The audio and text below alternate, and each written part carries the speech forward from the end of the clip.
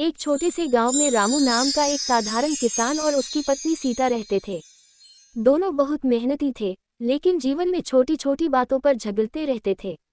रामू को लगता था कि औरतों का काम आसान होता है, बस घर में रहना, खाना बनाना और बच्चों की देखभाल करना।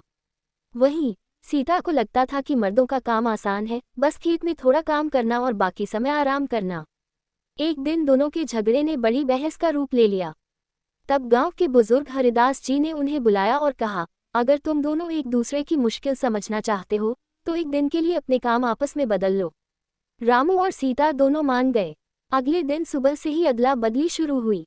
सीता खेत पर चली गई और रामू ने घर संभाला। शुरू में रामू को बड़ा मजा आया। उसने सोचा, आज आराम से खाना पकाऊंगा और थोड़ा झाड़ू पोंछा कर लूंगा, इसमें कौन सी बड़ी बात है। लेकिन जैसे जैसे दिन बीतने लगा, उसे समझ आने लगा कि काम कितना कठिन है। सबसे पहले उसने बच्चों को उठाया, उन्हें नहलाया, तैयार किया, लेकिन बच्चे रोते रहे। फिर उसने चूल्हा जलाने की कोशिश की, पर धुआं आंखों में चला गया।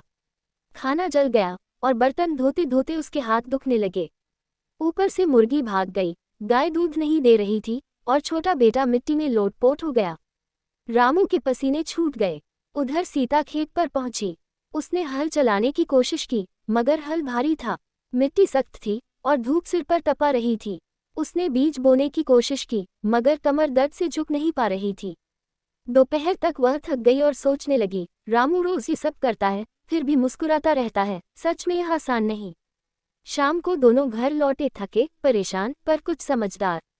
जब उन्होंने एक दूसरे की हालत देखी तो दोनों हंस पड़े। अब उन्हें एहसास हुआ कि कोई भी काम छोटा या आसान नहीं होता।